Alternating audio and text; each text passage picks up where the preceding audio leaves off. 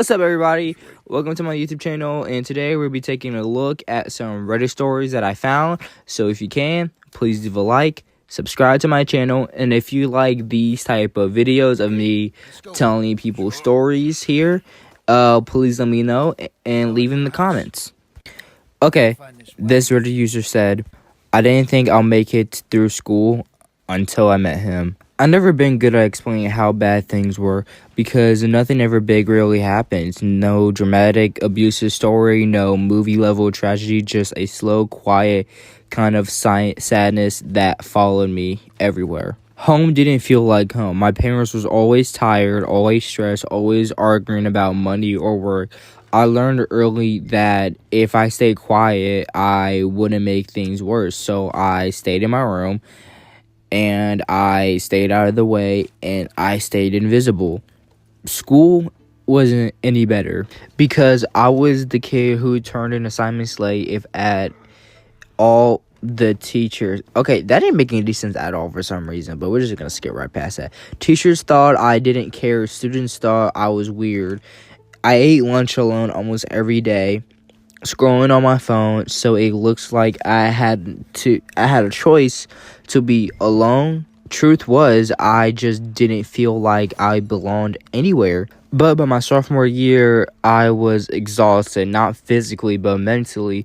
Every morning felt like I was dragging myself out of a hole I kept falling back into. I didn't think about dying, but I definitely thought about not existing anymore, just disappearing. The one stupid seating chart changed everything. I know, bro. Like, that one seating chart, you be meeting your best friend and everything, and y'all are like best buddies to the end, you know? My English teacher moved seats, and suddenly there was this guy sitting next to me. Messy hair, quiet voice, kind eyes. He smiled at me like it wasn't a big deal. Hi, hey, I'm Noah, he said. I almost didn't respond.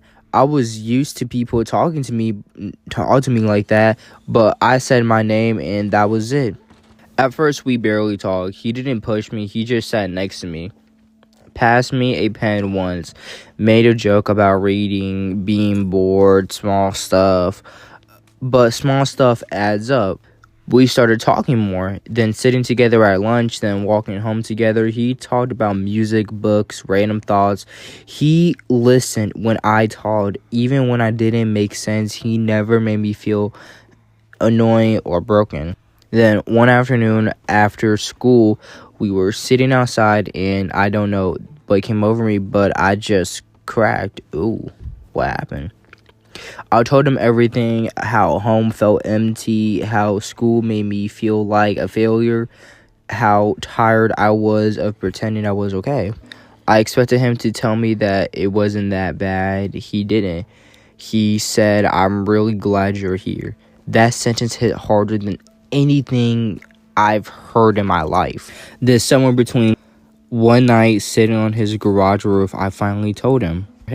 That scared me more than anything else. I spent my whole life hiding parts of myself. This felt like jumping off a cliff. I think I like you more than a friend. My hands were shaking so bad I thought I threw up. He smiled and said, I was hoping you say that one day. I don't know how to explain what happened in that moment, or how it made me feel, or how it did to me, but it felt like breathing for the first time. Like life didn't suddenly become perfect. My home life didn't magically fix itself. School was still hard. I still had bad days. But now, this time, stuff don't feel any heavy anymore because I wasn't alone. He held my hand when I felt like giving up. He reminded me that missing assignments didn't define me, that my feelings matter. Slowly and slowly, I started trying again, and I started believing I deserved to exist, not just to survive. I'm not cured. I'm not magically happy at all. But this time, I feel like I'm here. And for someone who once didn't think they'd make it through school, that felt like a miracle. If you're reading this and you feel invisible, please know this.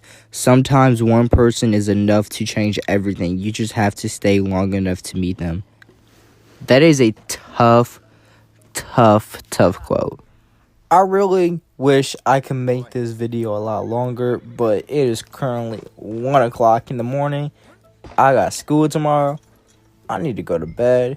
But if you do wish these videos was a lot longer, leave in the comments. And if you have your own stories to tell, leave them in the comments too.